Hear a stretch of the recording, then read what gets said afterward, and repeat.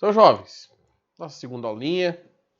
Eu falei para vocês que a gente ia ver colisões bidimensionais, mas ainda não. Eu achei aqui uns exercícios que eu tinha separado para vocês. E como a gente só fez 2 hoje e 3 só no outro dia, a parte mais importante é essa colisão unidimensional. Então, vamos fazer aqui uns exercícios. Já, se eu não me engano, já não são mais aqueles exercícios de sala a partir de agora, são aqueles propostos para fazer em casa. Tá? Então tem vários níveis aqui. Eu tentei pegar um de cada tipo para vocês meio que verem como pode acontecer. Vamos um cafezinho. Então vamos lá. Colisões. 6 páginas 143. Tá? Só para localizar todos e todas, a colisão bidimensional, que é o próximo tópico, não sei se a gente vai terminar de ver hoje ou na sexta, é o último tópico já das colisões. A gente já fecha esse conteúdo também. Tá? Aí o que a gente vai fazer? Se a gente vai para frente 2 ou para frente, continuar na frente 1, eu vou decidir ainda. Porque a gente está tranquilo em relação a calendário. Beleza, jovem. Valeu por avisar aí. Tá? Então, vamos lá. No estacionamento de um supermercado, um veículo A de massa 2.000 kg colide de frente contra a lateral do veículo B de massa 1.500 kg. Por sinal, a colisão mais perigosa que existe para quem está no veículo que é que bate do lado. Porque não sei se você já viu uma porta desmontada de um carro, não importa o carro, a porta é uma folha de alumínio, de algum metal ali, né? Com dois canos dentro de metal. Então, se você pega uma porta e tira aquele acabamento onde você coloca o braço, duas chapas de metal, uma furada para você conseguir acessar lá os equipamentos, vidro, essas coisas, e outra lâmina com 2 barras, só aquilo. Então, se bate ali na porta, gente, não tem muita proteção não, viu? Coloca um airbag lateral, não sei o que, mas não é uma colisão muito legal não de você sofrer. Sem contar que o cinto de segurança não te segura de lado, né? Ele segura para frente. Então, na batida lateral, ele vai evitar que você talvez saia do carro, alguma coisa assim. Mas ele não segura esse movimento do pescoço que acontece de lado. E aí a câmera que vai para vocês aí tá tudo travado, mas eu vou fazer bem devagarzinho pra vocês verem, sabe? Esse movimento que vai pro lado aqui, que aí pode quebrar o pescoço. O pessoal pode não ter nenhuma fratura séria no corpo e morrer com o pescoço quebrado. Que estava em repouso, ilustrado na imagem a seguir. Imediatamente após a colisão, os 2 veículos permanecem em movimento, presos um ao outro. Opa, já sabemos que tipo de colisão que é. É a colisão inelástica. Mas, senhor, como você sabe? Os corpos estão juntos. Então o coeficiente de restrição é 0. E sua velocidade estimada é de 4 metros por segundo. Desconsiderando as perdas por atrito, qual era aproximadamente a velocidade do corpo A quando bateu no corpo B? Então, apesar do desenho ali estar em 2 dimensões, né, porque um vem daqui e outro vem daqui, a colisão, você tem que pensar que tem um objeto parado, né, e outro vem e bate nele e arrasta esse corpo para o lado. Então, não é, apesar do desenho levar a crer que é uma colisão em 2 dimensões, aqui é de uma dimensão só. Em que antes, meu Jesus, em que antes eu tenho uma situação mais ou menos assim. Corpo A, corpo B. O corpo A tem uma velocidade inicial que nós não sabemos e queremos descobrir. Depois da colisão, os 2 corpos permanecem unidos e são arrastados com uma velocidade final, desconhecido não, de 4 metros por segundo. Então aqui é uma parte simples, eu nem vou usar os coeficientes nem nada disso, eu só falei qual que era ali para a gente dar uma lembrada. Aqui eu preciso calcular qual é a velocidade inicial. Então para isso, eu vou dar uma puxadela para o lado e vou considerar que a quantidade de movimento inicial é igual à quantidade de movimento final, antes e depois, para o sistema. Antes, quem se movimenta é só o corpo A. E como o movimento acontece todo para o mesmo lado, nem vou estabelecer referencial. Ou vou estabelecer que para a direita é positivo, tá? Então não tem nada para a esquerda aqui, fica mais tranquilo. Quem tem quantidade de movimento inicial, então? É o corpo A. Então, quantidade de movimento inicial de A, que é igual. Depois da colisão, eles formam uma coisa só. E essa coisa só eu posso pensar dessa maneira aqui, ó. quantidade de movimento final de A mais quantidade de movimento final de B. Tá? E aí, se eu abro essas equações, fica assim: massa de A, velocidade inicial de A, que é igual massa de B, velocidade final de B, mais... De B não, desculpa, gente, é A, o laranjado é A. Massa de A, velocidade final de A, massa de B, velocidade final de B. Só que eu posso pensar que depois da colisão eles passaram a ser uma outra coisa. Então esse conjunto aqui, ó, eu posso chamar de conjunto AB, como se fosse uma coisa só. E aí aqui eu poderia fazer essa resolução, ó. Daqui eu poderia fazer assim também, quantidade de movimento inicial de A, que é igual a quantidade de movimento final de AB, que é uma coisa só. E aí eu vou mostrar para vocês que dá na mesma. Deixa eu só colocar um pouco mais distante aqui, para eu ter uma folga aqui, para não ficar muito confuso. Quantidade de movimento inicial de A é igual a quantidade de movimento final de AB. Professor, mas não vai dar a mesma coisa, hein? Ô, jovem, tô falando que vai dar porque vai dar. Olha lá. Vou abrir. Massa de A, velocidade inicial... Nossa, gente, hoje tá difícil, hein? Velocidade inicial de A, que é igual. O conjunto AB tem massa MAB vezes velocidade final de AB. Professor, deu diferente. Então, só que essas velocidades aqui do lado esquerdo, ó, que eu estou sublinhando, são iguais, né? Os corpos são juntos. Então, velocidade final de A é igual à velocidade final de B. Então, eu posso colocar em evidência massa de A, velocidade inicial de A, que é igual. Vou colocar as massas somadas mais massa de B vezes a velocidade final do conjunto, que eu posso chamar de velocidade final de AB.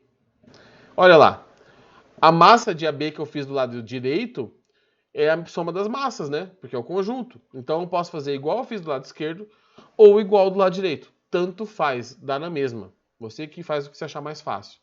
Eu, como por questão de espaço, eu vou continuar a resposta pelo lado direito ali só. Mas daria na mesma. Vamos pegar as massas aqui. A massa de A vale 2.000 e a massa de B 1.500. Então, vamos aqui, ó. A massa de A vale 2.000, velocidade inicial de A, que nós não sabemos, e a massa de B vale 1.500. Aqui no conjunto é a soma das massas, então é 2.000 mais 1.500. Vezes a velocidade final. A velocidade final é de 4 metros por segundo. Então, beleza. 4 metros por segundo. Vou dar uma simplificada aqui, já cortar 2 zeros de cada lado. 20 vezes a velocidade inicial de A é igual a 35 vezes 4, dá 140. Corta mais um zero de cada lado. Ah, professor, não gosta de cortar. Então divide, jovem. Tá na mesma, seja feliz. Tá? Velocidade final do conjunto. Velocidade final do conjunto? Não, gente. Oh, meu Deus. A velocidade inicial de A é igual a 14 dividido por 2, que é 7 metros por segundo. Que daí uns 20 e poucos quilômetros por hora. Tá? Então, duas maneiras de resolver o mesmo exercício. A maneira da esquerda que eu fui só até um ponto, porque depois se é igual não vou resolver duas vezes. Tá? Ou da segunda maneira ali. Importante, esta segunda maneira só faz sentido se os corpos permanecem unidos. Se eles não permanecem unidos, a velocidade não será a mesma e você não pode aplicar essa ideia para o corpo para a colisão. Mas a quantidade de movimento vai sempre se conservar. Professor, e quando que ela não se conserva? Sabe quando a quantidade de movimento não se conserva? Igual o último exercício que a gente fez da aula anterior, em que você tem alguma coisa externa interagindo, por exemplo, a parede que bate no objeto. Aí ela não vai se conservar. Aí existe uma variação da quantidade de movimento, ou momento linear, tá? Quando você só tem a colisão, para vocês no ensino médio, gente, no primeiro ano, sinceramente, a quantidade de movimento vai se conservar nas colisões, em todos os casos, e é só alegria. O que não necessariamente se conserva é energia, tá? Vou dar uma tirada aqui, peraí, para ficar talvez mais fácil. Aqui já tem um exercício, o próximo embaixo. Deixa eu fazer aqui assim. Eita, nós. Vou ter que ficar segurando um pouquinho. Posso partir para o próximo exercício? Alguém quer perguntar alguma coisa? Eu não deixo desse tamanho aqui, gente, para vocês sempre, porque eu não sei se quem tá vendo no celular eu acho que fica muito pequeno, né, para enxergar. Mas se não for ruim para vocês, eu posso resolver com esse tamanho também. Aí não precisa ficar arrastando a tela muito, não. Mas vocês que sabem. Tá bom? Fica melhor assim ou fica melhor com aquele zoom que eu dou? Ali para quem tá vendo no celular, gente. Para quem tá vendo no computador, acho que não muda muita coisa, não. Sempre que possível, eu sei que é complicado para todo mundo, mas sempre que possível, computador, né, gente? O zoom, né? Assim eu também acho que fica mais legal, mas para quem não tá no celular, sei que é complicado. Então eu sei que tem às vezes tem irmão que tem aula no mesmo dia, não sei o quê, tem um computador só na casa, ou às vezes nem tem computador, né? Mas sempre que possível, gente, que vocês puderem escolher, faça no computador, tá? Beleza, João, vai lá. Eu vou dar o zoom aqui então. Vamos lá, 100%. E vamos continuar para o próximo exercício. O exercício 7 da página 143. Uma partícula de massa M1 em movimento retilíneo ao longo do eixo X da horizontal, com velocidade de 5 10 a menos 2, colide com outra partícula de massa M2 que está em repouso. Após a colisão, a velocidade dessa partícula do M1 foi para 3 10 a menos 2. Se a partícula de massa M2 adquire uma velocidade de 8 10 a menos 2, é correto afirmar que, professor, parece que esse exercício está com o mesmo problema que aquele que você falou da outra aula. Para onde que essas bolinhas vão? Tá, vamos fazer o seguinte. Temos aqui a situação inicial, em que a bolinha M1 tem velocidade de 5 10 a menos 2, e ela colide com a bolinha M2, que está parada. Esse aqui é o antes. Tá bom? Depois da colisão, a bolinha... Depois da colisão, a bolinha M1 foi para 3 metros por segundo. E a bolinha 2 vai para 8 metros por segundo. Antes de eu desenhar aqui... Não, vou desenhar, vai. Aqui seria o depois da colisão. E aqui eu tenho duas possibilidades. Vamos analisar a possibilidade que essas bolinhas, que a bolinha que estava indo, a M1, bateu e voltou. Vamos ver o que acontece? Eu não vou resolver o exercício desse jeito, mas vamos ver o que acontece. Se essa bolinha volta com 3 10 a menos 2 e essa bolinha vai para cá com 8 10 a menos 2, vamos calcular o coeficiente de restituição só para ver o que acontece. O coeficiente de restituição é a velocidade relativa de afastamento sobre a velocidade relativa de aproximação. Elas se aproximam, que é antes da colisão, com uma velocidade de 5 10 a menos 2. E depois da colisão? Os vetores estão opostos, então tem que somar, não tem? Então daria 11 10 a menos 2. E igual. 11 dividido por 5 vai dar 2, alguma coisinha, tá? Então, eu vou colocar aqui 2,1. Não vai dar 2,1, mas vai aproximar aqui, tá? 2, alguma coisa. O coeficiente de restituição só pode ir até 1. Então, essa situação que eu acabei de resolver, ela não pode acontecer, das bolinhas baterem e voltarem, cada uma para um lado. Elas vão bater e vão seguir para o mesmo lado, porque o coeficiente não tem como dar mais que 1. Se dá mais que 1, significa que foi criada energia dentro do sistema, tá? Que a energia surgiu. Isso não pode acontecer, tá? Então, esta situação aqui não pode acontecer, e por isso eu sei que a bolinha laranjada segue para o mesmo lado, com 3 10 a menos 2. Então essa é a diferença deste exercício para aquele que a gente fez na aula anterior. Na aula anterior eu não tinha os valores da velocidade, então eu não poderia fazer essa conta que eu fiz aqui. Tá? De, o que está acontecendo? Está aproximando, está afastando? Não tinha como. Agora eu tenho. Então beleza. Eu quero saber a relação das massas. Eu não tenho as massas.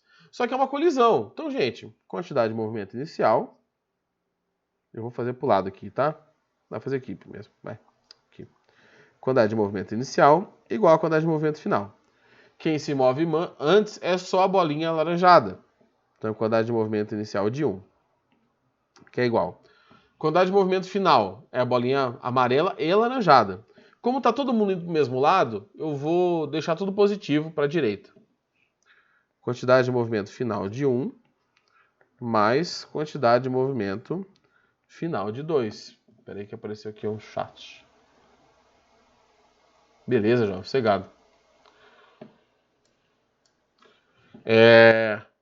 Vamos resolver. Massa de 1, não sabemos. Vou deixar laranjadinho.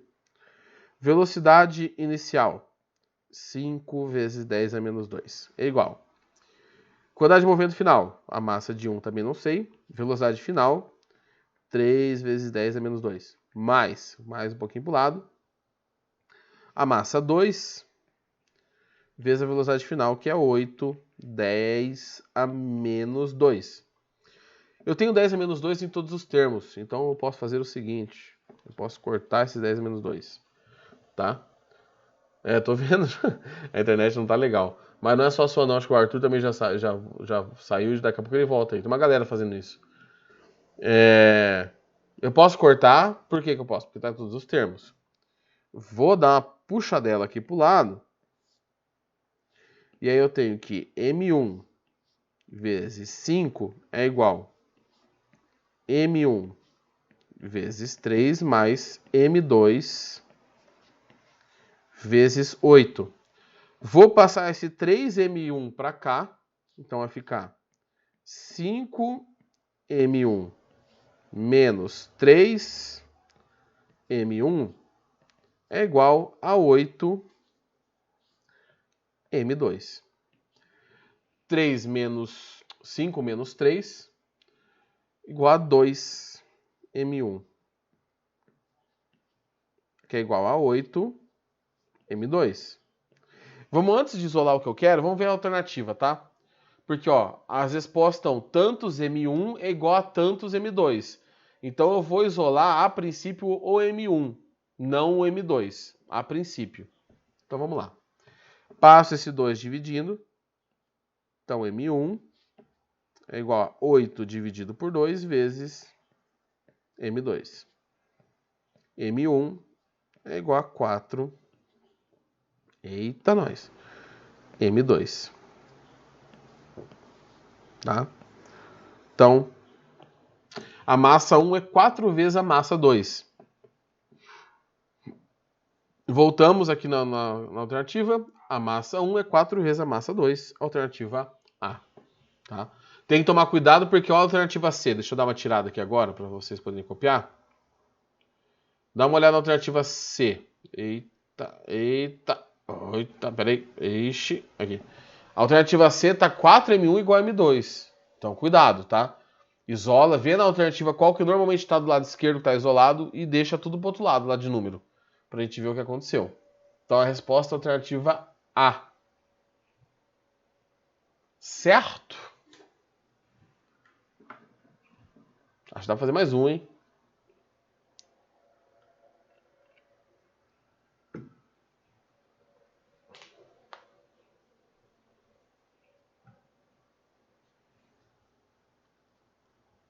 Quer saideira, rapaz? Calma, falta 7 minutos ainda. Aguenta aí.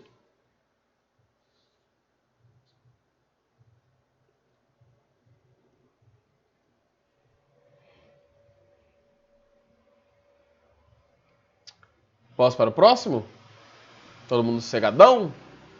Na felicidade, na alegria? Esperando só dezembro. Ó, gente, amanhã tem jogo da máquina, hein? Não pode perder o jogo da máquina, já que no final de semana tem Fórmula 1. Tem que ver a máquina jogando amanhã. Não pode perder o jogo, né? Porque a máquina não perde, então tá sossegado. Deixa eu fazer um negocinho aqui antes que eu esqueça. Pronto. Então vamos para o próximo exercício. Vou dar o zoomzão lá de novo, já que para vocês fica melhor.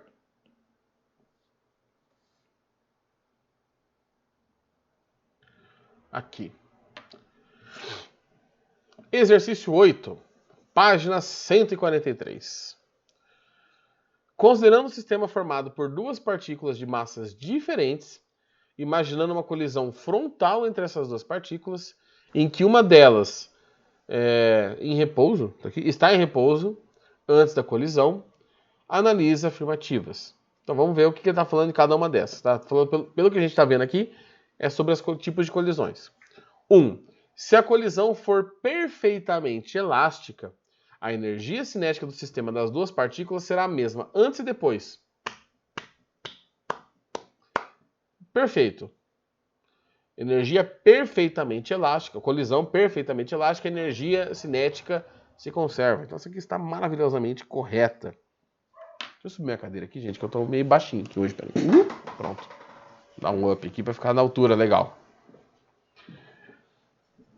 2.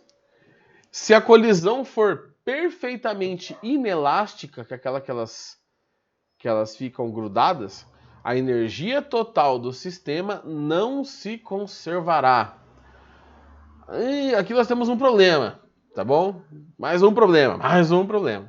Por que mais um problema? A energia como um todo se conserva. Como um todo, tá? Sempre. A energia sempre se conserva. O que acontece é que essa energia vai virar calor, que essa energia... Peraí que deu ruim no zoom, no foco aqui. Eu mudei de posição. Olha esse volta aqui. Opa! Daqui a pouco tá borrado aí, mas tá bom. É o que tem. A energia como um todo se conserva. A energia como um todo se conservando, essa afirmativa é estranha, tá?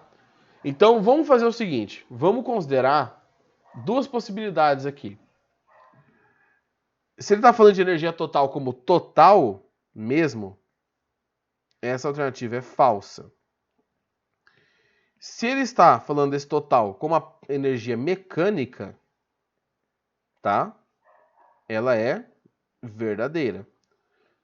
Tá? Por que é verdadeira? Porque aí você tem uma diminuição da energia cinética. Então, quando você tem dúvidas no que está sendo descrito no exercício, o que você faz? Você lê o exercício inteiro e vê as possibilidades de alternativa. Se existir as duas, aí a gente conversa, tá? Tem 2, Arthur. Ué. Bom, vamos lá. Vocês estavam perguntando alguma coisa. 3. O momento linear, quantidade de movimento, será conservado tanto se a colisão for elástica como se for inelástica? Sim. Então, olha só. Eu tenho a possibilidade da 1 e 3 estarem corretas, tá bom? 1 e 3 estarem corretas, que já estão... Essas estão corretas mesmo. A quantidade de movimento vai se conservar, tá? E a 2... Gente, ó, foco na aula aí. Para de bater boca aí no chat aí, caramba. E a 2, ela tem um problema. Então vamos dar uma descida para as alternativas. Ó, tem que ter 1 e 3. Então essa está errada, essa está errada. E aí eu cheguei numa posição que a alternativa 2 ela está ambígua, de novo ambígua, tá? E essa alternativa 2, se você analisar ela ao pé da letra, quando você fala energia total, eu estou pensando em calor, em som, em luz, e aí se conserva. A energia total sempre se conserva. O que não se conserva é a energia mecânica, cinética, potencial. Ela pode não se conservar. Então, olhando as alternativas, a resposta que a gente deve marcar é a alternativa A. Por essa palavra total. Tem um grupo que eu participo, vários professores participam, do grupo de professores de física aqui, tem vários. E vira e mexe aparecem questões assim e a conversa é sempre a mesma. Preciosismo de quem montou a questão. Eu não vou falar que, nossa, a pessoa pensou em ferrar um aluno, não é isso. Mas uma palavra do exercício, a questão inteira está te levando a pensar uma coisa, aí uma palavra muda, é um pouco sacanagem com o aluno, tá? É meio assim, não concordo muito com esse tipo de comportamento, não. Então, confirmem para mim, fazendo favor, quem tá com gabarito aí, na apostila, quem tá com a apostila, dá uma olhada no gabarito aí, fazendo favor. Qual que é o gabarito que tá na apostila na questão 8? Acho que no final vocês têm o gabarito, né? Se alguém tiver acesso aí, beleza. Se não tiver, fica na paz. Tem uma coisa aqui, apareceu pra mim.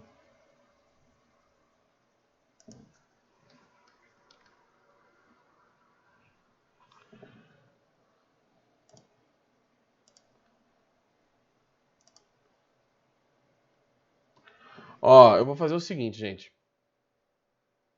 Deixa eu. Alguém me fala o gabarito? Pera aí.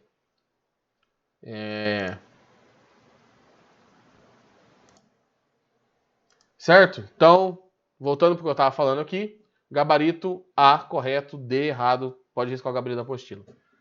Tá? Qualquer coisa, gente, eu acho que deu nossa troca de aula, né? Deu. Então vamos para a nossa última aula. Espero que não se repita o que aconteceu nessa aula. Tá bom? O que aconteceu agora. E qualquer coisinha, gente, só perguntar desse exercício ou de outro. Senão, nos vemos no nosso próximo link aí do 4:30. Fechou?